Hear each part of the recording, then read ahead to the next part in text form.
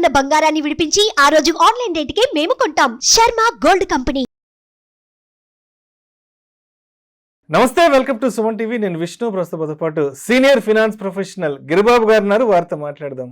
Sir నమస్కారం గిరిబాబు గారు. నమస్తే అండి. సార్ గిరిబాబు గారు, ఒక 20-25 సంవత్సరాలకు పూర్వం పెద్దవాళ్ళు ఒక మాట చెప్తుండేవాళ్ళు.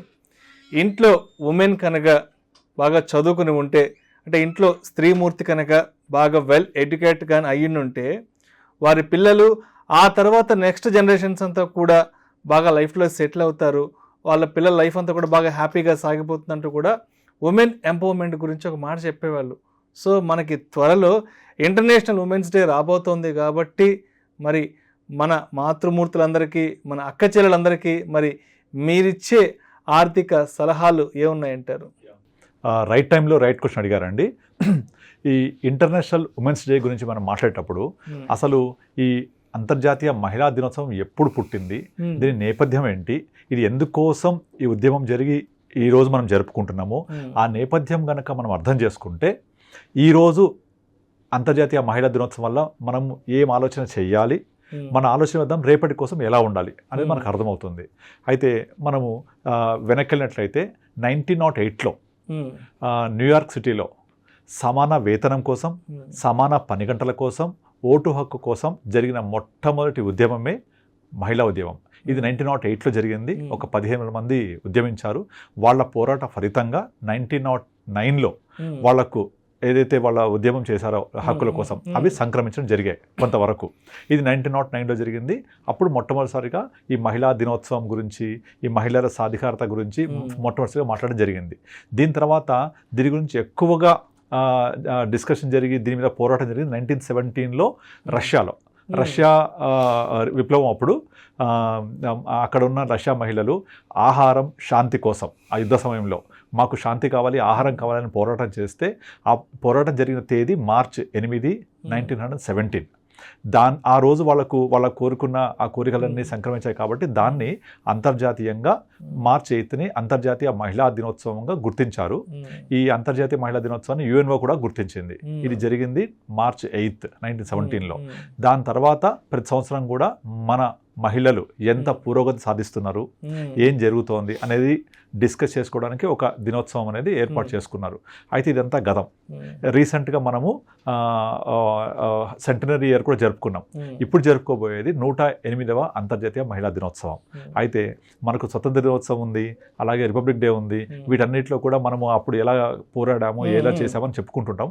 ఇలా కూడా మనము మహిళా దినోత్సవం గురించి మాట్లాడుకున్నప్పుడు అసలు మహిళా స్థితిగతుల నుంచి ఈ రోజున్న మహిళా స్థితి వరకు జరిగిన ఈ ప్రస్థానాన్ని మనం డిస్కస్ చేసుకుంటే చాలా మార్పు కనబడుతుంది. అయితే ఈ మార్పు ఎక్కడ మొదలైంది అంటే, నాకు సమానమైన పని గంటలు కావాలి, సమాన వేతనాలు కావాలి, ఓటు హక్కు కావాలి, అంటే బేసిక్ నీడ్స్. మనం ఆ బేసిక్ నీడ్స్ సాధించుకున్నాం, అయిపోయింది. ఈరోజు అంతర్జాతీయ మహిళా దినం జరుపుకుంటూ ఈరోజు మనం ఏదైతే సాధించామో వాటి గురించి మనము ప్రసంగించుకొని వాటి గురించి మాట్లాడుకుంటే సరిపోదు. ఇప్పుడు ఏం చేయాలి అంటే, ఈ మహిళ యొక్క ఆర్థిక సాధికారత, ఉమెన్ ఎంపవర్మెంట్.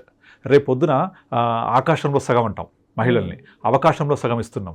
సో ఇలాంటి ఆకాశంలో సగం, అవకాశంలో సగం తీసుకుంటూ వాళ్ళు ఈ మన జీవన ఉనికిని సాధించుకుంటూ ఎలా ముందుకు పురోగమించాలి అనే దాని గురించి మనం డిస్కస్ చేద్దాం. ఇలా చేస్తేనే అప్పుడు ఈ మహిళా దినోత్సవానికి ఒక అర్థం ఉంటుంది, సాధికారత ఉంటుంది. అంటే బేసిక్ నీడ్స్ ఫస్ట్ ఫైట్ చేశారు, వచ్చేసాయి. ఇప్పుడు ఎలా మనము ఆర్థిక స్వావలంబన పొందాలి, ముందుకు తీసుకెళ్ళాలి, అది మనకు ఇంపార్టెంట్ టాపిక్ ఇప్పుడు. అయితే అలా మనం ఆలోచించి ఎలా ముందడుగు వేయాలి అని కనుక ఆలోచిస్తే మొట్టమొదటిగా మనకు కనిపించేది ఆర్థిక స్వేచ్ఛ. మహిళలకు ఇప్పుడు మీరు అన్నారు కదా, మన పెద్దవాళ్ళు చెప్పేవాళ్ళు 20 సంవత్సరాల క్రితము, మహిళలు చదువుకుంటే కుటుంబం బాగుంటుంది, మహిళలు చదువుకుంటే వాళ్ళ యొక్క అన్ని పనిగా స్థితిగతులు బాగుంటాయి, వాళ్ళ యొక్క ఎదుగుదల బాగుంటుందని చెప్పారు.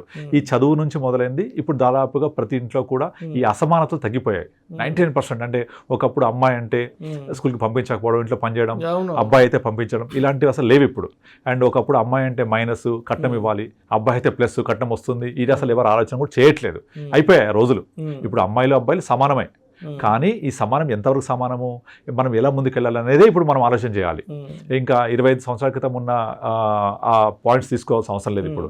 కనుక అబల మహిళ అంటే ఆడది అంటే అబల కాదు, ఆడదంటే సబల. అంటే అబల అంటే బలం లేనటువంటిది, బలం లేని. సబల అంటే సమాన బలం కల వంటిది. మరి సమాన బలం కల ఈ సబల ఎలా ముందుకెళ్ళాలి, మన వ్యవస్థని ఎలా ముందుకు తీసుకెళ్ళాలి అనే ఆలోచన చేస్తూ మొట్టమొదటిసారిగా మనకు ఈసారి మన పార్లమెంట్ కొత్తది ప్రారంభోత్సవం చేసిన రోజు మీకు గుర్తుందా, మొట్టమొదట ప్రవేశపెట్టిన బిల్లు మహిళా బిల్లు సక్సెస్ఫుల్లీ పాస్ అయింది. సో అంటే రాజకీయ స్వేచ్ఛకి, రాజకీయ ఎదుగుదలకి ఒక గొప్ప అడుగు పునాది పడిందని చెప్పొచ్చు. అక్కడ నుంచి రాజకీయం ఎదుగుతున్నాం. బట్ మనము ఆలోచించవలసింది మ్యాక్రో లెవెల్లో కాదు, మైక్రో లెవెల్లో కూడా చూడాలి. మైక్రో లెవెల్లో అంటే మన ఇంట్లో మన పిల్లలు, మన భార్య, మన చెల్లెలు, మన అమ్మ, వీళ్ళందరికీ ఆర్థికంగా ఒక స్వేచ్ఛ లభిస్తుందా లేదా, ఆర్థికంగా వీళ్ళు స్వేచ్ఛగా ఎదుగుతున్నా లేదా, ఇది కనుక జరిగితే ఇక మహిళా దినోత్సవం యొక్క సాధికారత జరిగినట్టే మనకు. అది ఎక్కడ పడాలి పునాది అని చూస్తే మొట్టమొదటిగా మన ఇల్లే మన స్కూల్, అమ్మఒడే తొలిబడి. అయితే మనము అదే పేరెంట్స్గా పిల్లలకి దాదాపుగా వాళ్ళ యొక్క జీవితం స్టార్ట్ అయిన దగ్గర నుంచి స్కూల్లో ఏదైతే చెప్పారో అవి మనం ఇంట్లో నేర్పించాలి. అందులో ఫస్ట్ అండ్ ఫార్మోస్ట్ వచ్చేసి మనకు ఆర్థిక పాఠాలు.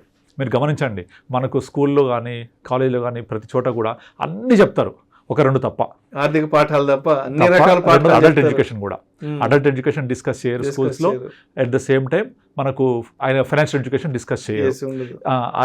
అడల్ట్ ఎడ్యుకేషన్ అనగా ఏదో బూతులాగా ఫీల్ అవుతూ ఉంటారు. అలా ఉండకూడదు. మనం ఇంట్లో కూడా వాళ్ళకి అందరినీ నేర్పిస్తూ ఉండాలి. మన యొక్క హ్యూమన్ అనాటమీ, హ్యూమన్ ఫిజియాలజీ గురించి చెప్తూ ఉండాలి. At the same time financial గురించి. ఫైనాన్స్ అనగానే అది పిల్లలు మీకు తెలియదు, లేదా ఆడోళ్ళు మీరు పక్కన ఉండండి, ఇలాంటివి ఉండకూడదు. ప్రతి దాంట్లో వాళ్ళని కూడా భాగం చేస్తూ ఉండాలి. ఇప్పుడు మనకు ఈరోజు మన ప్రెసిడెంట్ శ్రీ ముర్ము గారు, షీజ్ లేడీ, మన ఫైనాన్స్ మినిస్టర్ సక్సెస్ఫుల్లీ సీతారామన్ గారు, వీళ్ళందరూ ఎంత సక్సెస్ఫుల్గా మన దేశాన్ని ముందుకు తీసుకెళ్తున్నారు. వాళ్ళని స్ఫూర్తిగా తీసుకొని మనం కూడా ఈరోజు మన ఇంట్లో ఉండే స్త్రీలని గౌరవించుకుంటూ వాళ్ళకు కూడా ఆర్థిక పాఠాలు నేర్పిస్తూ వాళ్ళకు కూడా ఆర్థిక స్వేచ్ఛ, ఆర్థికంగా మనం ఎలా బిహేవ్ చేయాలి, అసలు ఫైనాన్షియల్ మ్యాటర్స్ గురించి డిస్కస్ చేస్తూ ఉంటే డెఫినెట్లీ ఆ కుటుంబము, ఆ ఇల్లు బాగుంటుంది. అందులో ఫస్ట్ వచ్చేసి పిల్లలు వాళ్ళ స్కూల్లో మామూలుగా జరిగే పాటలు ఏవైతుంటాయో అది కాకుండా చిన్నప్పటి నుంచే వాళ్ళకు మనము అసలు డబ్బు మన ఫాదర్ ఎలా సంపాదిస్తున్నారు ఫస్ట్ అక్కడ నేర్పించాలి.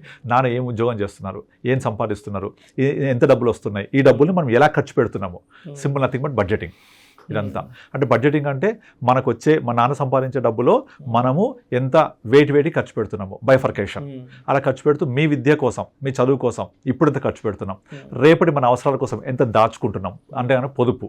సో ఇక్కడ మనం పిల్లలతోటి, మన వైఫ్ తోటి, అందరితో డిస్కస్ చేస్తే ఆటోమేటిక్గా ఎప్పుడైతే వాళ్ళని ఇన్వాల్వ్ చేస్తామో వాళ్ళకు అర్థమవుతుంది, అరే ఫాదర్ ఎంత కష్టపడుతున్నారు, ఇంత వచ్చిన డబ్బుల్ని మనం ఎలా వృధా ఖర్చు చేయకుండా ఎలా మనం దీన్ని జాగ్రత్త చేసుకోవాలి, ఎలా పొదుపు చేసుకోవాలి. ఇలా పొదుపు చేసుకుంటే రేపు పొద్దున మళ్ళీ మనకు డబ్బులు ఉపయోగపడతాయి, మన లైఫ్లో మళ్ళీ మనము వీటిని ఉపయోగించుకోవచ్చు.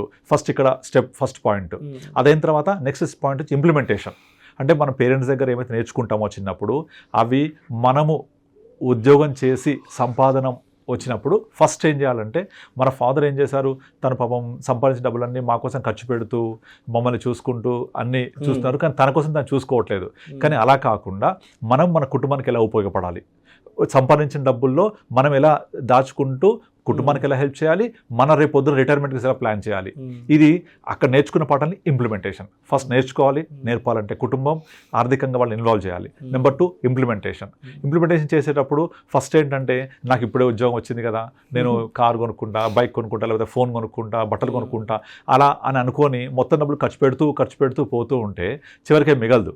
కానీ మనం పెట్టే ఖర్చు మన కోసం ఈ రోజు ఉపయోగపడుతుందా, అవసరం ఉందా, అవసరం లేదా, ఇంపల్స్ బయింగ్ అంటారు. ఇది ఒక రోజు వాయిదా వేస్తే దాని యొక్క ఖర్చు యొక్క ఇంపార్టెన్స్ మనకు అర్థమవుతుంది, మనం ఖర్చు పెట్టచ్చు లేదా అర్థమవుతుంది. కనుక కొంచెం వాయిదా వేస్తూ వాటిని ఇంప్లిమెంటేషన్ని మనం అర్థం చేసుకుంటూ మనం ముందుకెళ్తూ ఉండాలి. తర్వాత అన్నిటికన్నా ఇంపార్టెంట్, ఫస్ట్ మనము ఏదైతే వచ్చిన ఆదాయాన్ని ఒక పేపర్ మీద పెట్టి బడ్జెటింగ్ చేసుకోవాలి ఫస్ట్. అంటే యాజ్ ఏ ఇండివిజువల్గా, యాజ్ ఏ కుటుంబ పరంగా, యాజ్ ఏ టోటల్ మన ఒక ఆర్గనైజేషన్ పనిచేస్తే ఆర్గనైజ్ పరంగా బడ్జెటింగ్ చేసుకుంటే క్లియర్ కట్గా ఎక్కడ మనకు లూప్ హోల్స్ ఉన్నాయి అర్థమైపోతుంది. ఈ లూప్ హోల్స్ని అవాయిడ్ చేస్తూ ఉండాలి, అన్నెసరీ ఖర్చులు అవాయిడ్ చేస్తూ ఉండాలి. So income minus necessary expenses తీసేస్తే వచ్చే బ్యాలెన్స్ అమౌంట్ ఉంది, దీన్ని ప్రాపర్గా మనము సేవ్ చేసుకోగలుగుతున్నామా లేదా, ఈ సేవ్ చేసుకుంది పవర్ ఆఫ్ కాంపౌండింగ్ అవుతుందా లేదా, ఇవన్నీ చూసుకుంటూ ముందుకెళ్ళాలి. ఇలా చేస్తూ ఉంటే ఇప్పుడు మనం మాట్లాడేదంతా కూడా మహిళ యొక్క ఆర్థిక స్వావలంబన గురించి, ఎంపవర్మెంట్ ఆఫ్ ఉమెన్ గురించి. ఒక్కసారి ఆర్థికంగా మహిళ గనక స్థిరపడగలిగితే అక్కడ నుంచి జరిగే పరిణామాలు వేరేగా ఉంటాయి. ఎప్పుడు కూడా వాళ్ళు అందరి మీద డిపెండ్ అయ్యే పరిస్థితి ఉంటే ఆ కుటుంబం బాగోదు, వాళ్ళకు కూడా వ్యక్తిగతం బాగుండదు. అందుకే మీరు గమనించండి, కొన్ని రకాల ప్రభుత్వ పథకాలు కూడా మహిళల పేరు మీదుగా ఇస్తూ ఉంటాయి. ఈ పథకం కుటుంబంలో ఉండే మహిళ పేరు మీద ఇవ్వడం జరుగుతుంది. ఇల్లు అయింది కొన్ని, ఫర్ ఎగ్జాంపుల్ ఏదైనా ప్రభుత్వం మహిళ పేరు మీద రిజిస్ట్రేషన్ జరుగుతుంది. ఎందుకు అంటే వాళ్ళకు ఒక బాధ్యత ఉంటుందని, ఆ బాధ్యతతోటి బిహేవ్ చేస్తారని. అదే అంటే మగవాళ్ళకి ఉండదని కాదు, జనరల్గా వాళ్ళు అయితే ఏంటంటే కుటుంబానికి కట్టుబడి ఉంటారు, బాధ్యత ఉంటుంది, అందరినీ రెస్పాన్సిబుల్గా చూసుకుంటారు అనేది. అంటే మనకు తెలియకుండానే మన సమాజంలో మహిళల పట్ల అటువంటి గౌరవం ఉంది మనకు, అది ఆర్థికంగా కూడా ఆ గౌరవం ఉంది మనకు. సో మనము మహిళా దినోత్సవంగానే గతంలో మనము ఏం సాధించాము, మనం ఏం చేసామని కాకుండా ఏం జరగాలి ఆర్థికంగా, సామాజికంగా, విద్యాపరంగా, తర్వాత మన నడవడికలో ప్రతిదీ కూడా ఒక రోల్ మోడల్ లాగా ఉండాలి. దీనికి మనకున్న ఇప్పుడున్న మీడియా కానీ, సినిమాలు కానీ, పత్రికలు కానీ వాళ్ళ యొక్క దాని ఏమంటారు మన రోల్ని ఇంప్రవైజ్ చేసేలాగా ఉండాలి, అంతేగాని వాళ్ళని కించపరిచా ఉండకూడదు. సో వాళ్ళ యొక్క ఉండే ఇంపార్టెన్స్ని మనము పెంపొందిస్తూ ఉండాలి. అలా వాళ్ళకి ఈ అన్ని విధాలుగా మనం ఎంకరేజ్ చేస్తూ వాళ్ళని కనుక ఈ ఎకనామికల్ ఫ్యాక్టర్స్లో కూడా ఇన్వాల్వ్ చేస్తూ మీరు ముందుకెళ్తూ ఉంటే మన ఇండియా కూడా గ్రో అవుతుంటుంది దానివల్ల. ఎందుకంటే ఒక బండి నడవాలంటే 4 చక్రాలు బ్యాలెన్స్గా ఉండాలి. ఆ 4 చక్రాల్లో మహిళ యొక్క చక్రం బాగలేకపోతే ఆ బండికి అక్కడితో ఆగిపోతుంది, 4 ట్రైస్ నడవదు కదా. సో అట్లా కంపల్సరీ ఒక బ్యాలెన్స్డ్గా వెళ్ళాలి అంటే కుటుంబమే కావచ్చు, కంపెనీ కావచ్చు, దేశమే కావచ్చు, అందరూ సమానంగా వెళ్తూ ఉంటే, ముఖ్యంగా ఎకనామిక్ ఫ్యాక్టర్స్ చేస్తుంటే వాళ్ళకి అంత అర్థమవుతుంది. మీరు కావాలంటే చాలా కంపెనీస్లో చూడండి, చాలా పెద్ద పెద్ద పొజిషన్స్లో కూడా ఈరోజు మనం మహిళలు చూస్తున్నాం, ఫైనాన్స్ డైరెక్టర్స్గా ఉంటున్నారు. వాళ్ళు కూడా చాలామంది CA చదివి ఫైనాన్షియల్ డెసిషన్స్ తీసుకుంటున్నారు. ఎందుకంటే వాళ్ళని అక్కడ ఎందుకు పెడుతున్నారంటే వాళ్ళు చాలా బ్యాలెన్స్డ్ డెసిషన్స్ తీసుకుంటారు. అలా బ్యాలెన్స్ డెసిషన్ తీసుకుంటే కంపెనీ బాగుంటుంది, వ్యక్తిగతంగా వాళ్ళు బాగుంటారు. సో నేను మెయిన్గా చెప్పేది ఏంటంటే, ఆర్థికంగా మనము ఎంత బలంగా నిలబడగలిగితే, ఒక మహిళ యొక్క ఆర్థిక సాధికారత ఎంత బలంగా ఉంటే ఆ కుటుంబము, ఆ నేపథ్యము, వాళ్ళ యొక్క స్థితిగతులు అంత బాగుంటాయి. దీనికి చిన్నప్పటి నుంచి పునాది పడాలి. చిన్నప్పటి నుంచే వాళ్ళు యొక్క ఆర్థిక పాఠాలని నేర్చుకుంటూ గడుపుతూ ఉండాలి. అలా నేర్చుకుని ఇంప్లిమెంట్ చేస్తూ ఉండాలి. దీనికి అన్నిటికంటే ముఖ్యంగా ఇల్లే మనకు బడి అనమాట. సో ఆ ఇంట్లో బడి అనే ఇంట్లో నేర్చుకుంటూ ముందుకెళ్తూ ఉంటే డెఫినెట్లీ రాబోయే రోజుల్లో మనము ఆకాశంలో సగమే కాదు, అవకాశంలో సగమే కాదు, అన్నిట్లా సగమై ఉంటారు, అందరూ సమానంగా ఉంటారు. సో మన ఉనికి కోసం స్టార్ట్ అయిన యుద్ధం ఇవాళ పురోగతి కోసం ముందుకెళ్తూ వెళ్తున్నాం మనం. సో ఇది ఇంకా ముందుకెళ్ళాలని అందరికీ శుభాకాంక్షలు తెలియజేస్తూ థ్యాంక్ యూ అండి.